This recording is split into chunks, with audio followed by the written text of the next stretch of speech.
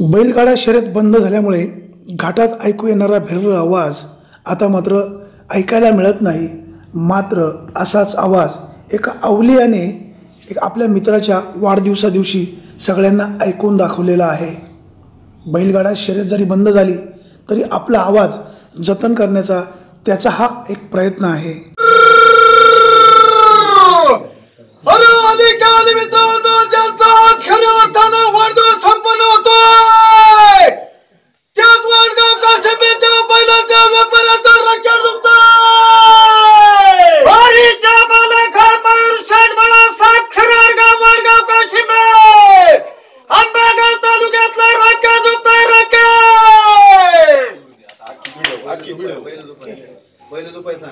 आणि खिराड मंडळी आपल्याला विनंती गाडा खुणावून घ्यायचाय आणि सर्व झुपणाऱ्या मंडळीला विनंती आहे गाडा खुणावून घ्या आणि बैल झुपल्याची खात्री करा, झुपणी बसल्याची खात्री करा।